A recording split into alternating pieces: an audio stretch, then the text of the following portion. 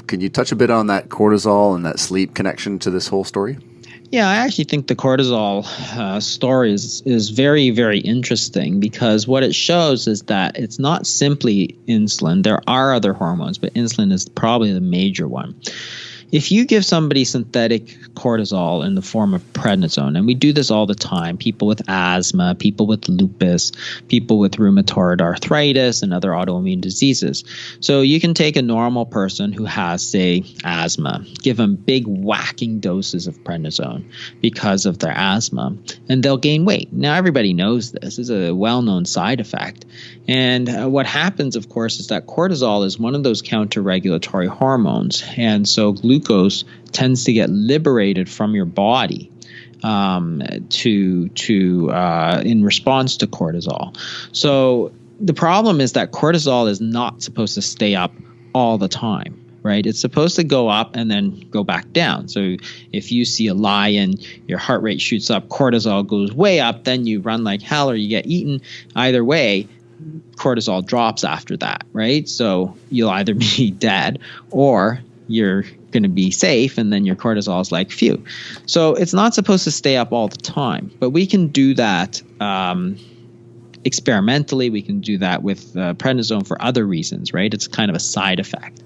When cortisol stays up all the time, then what happens is that your body is actually trying to burn through muscle, burn through fat, and liberate it. But the problem is that the glucose goes up, and it's not supposed to be up.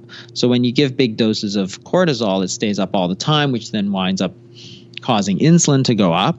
So now you've got cortisol up and insulin up. So at the same time, your body is trying to produce glucose, it's trying to store glucose, right? And so you get this kind of unphysiologic thing. So the problem is that in modern day life, there's a lot of stress that doesn't go away. So if you have, say, financial difficulties and you worry all the time, well, your cortisol is going to be up, but it's not supposed to stay up all the time. If you are sleep deprived, you may have the same thing. So a lot of people understand that sleep deprivation causes weight gain or makes it easier to gain weight. But lack of sleep has no calories. It also has no carbohydrates. So you have to say, well, it's really a hormonal issue, right? So it's not really a carbohydrate thing. It's not really a calorie thing. What the body understands, right? The language of the body is hormones. So obesity at its very core is a hormonal imbalance. It's not a caloric imbalance, right? Once you start getting down into the calories, you've missed the whole boat. You got to correct the hormones, which are telling your body to gain fat. So cortisol does that, insulin does that. But if cortisol is your problem, then you have to fix that. And if you change your diet, you may not fix the underlying issue.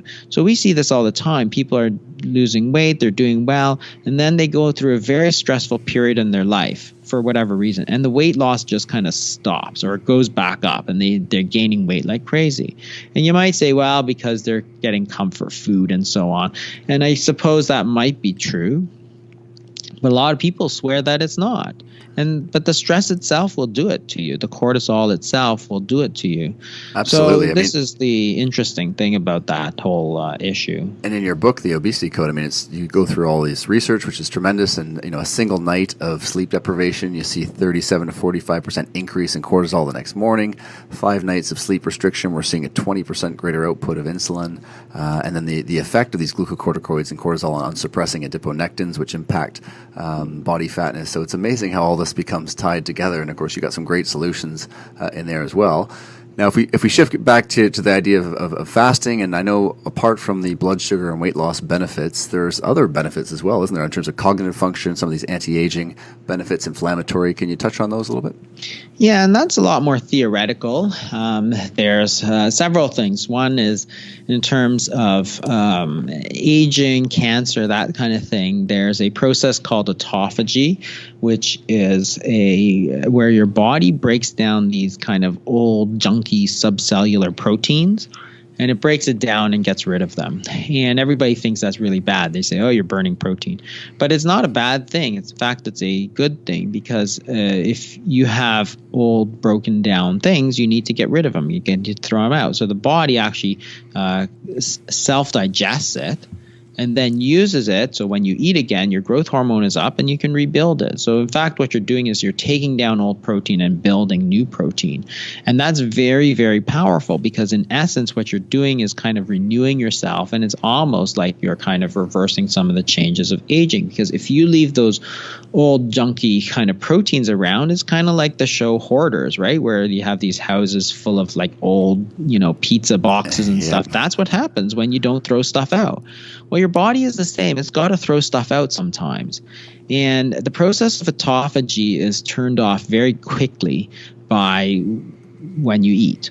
So, and it's very exquisitely sensitive to protein. So if you eat protein during a fast, you'll actually turn off that autophagy, because what happens is that during a fast where you eat nothing, just drink water, for example, then your body has nutrient sensors. Insulin is a nutrient sensor, and there's something called mTOR, which is a nutrient sensor.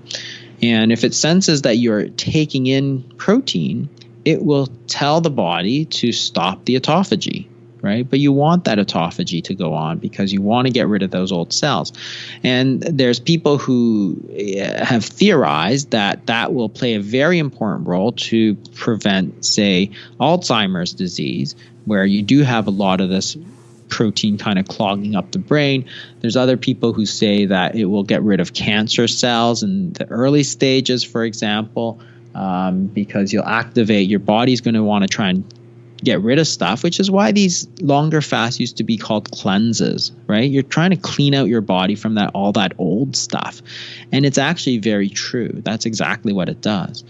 So those are some of the benefits. And anti-inflammatory, it's the same thing. Some people say that it kind of resets the immune system. And then when you eat again, your body will sense what proteins you're deficient in and build them, because your growth hormone is activated now. So it's a very powerful idea. So a lot of these other benefits don't have a lot of research behind them, but it kind of makes sense. And I'm sure that we'll see a lot more research kind of going forward. The cognitive benefits have actually been documented for thousands of years. So it was the ancient Greeks who first fasted for cognitive benefits. I don't know if first, but they're the most famous ones. And so what they would do is fast, and it wasn't because they were obese or they had type 2 diabetes, which was very rare back in the ancient world, but they did it because they thought it made them think better, because the ketones that are produced may actually be burned by the brain better. And a lot of people have kind of noticed this as well. So all the ancient Greeks, for example, there's stories of how Pythagoras, the famous mathematician, would make his students fast before they came into class, so they weren't so that they could function at a higher level. We still talk about the ancient Greek philosophers and so on. There are certain books that are written about the Japanese, the American prisoners of war in Japan, and they would describe these amazing feats of kind of mental agility. In one book they talked about, for example, reading an entire book in his memory alone, and people learning Norwegian in a week, kind of thing, like amazing things. And it was funny because in that one book that I was reading, they're talking about, these are the amazing feats, associated with starvation. And it's like everybody knew how smart you get when you fast. And that's really interesting. So again, there's people who will use that and say, well, you know what? So there's a group in Silicon Valley, for example, called WeFast, and they are a bunch of kind of young 20-ish something computer geniuses who do the fasting not because they're overweight, but because they want an edge. So it's a kind of an ultimate hack for them to be able to think better, because when you think better, you're going to advance more, and it turns into good ideas and success in life, all from fasting, which is completely free. And it's like, wow, that's really, really interesting, because those benefits have been written about for thousands of years and is available to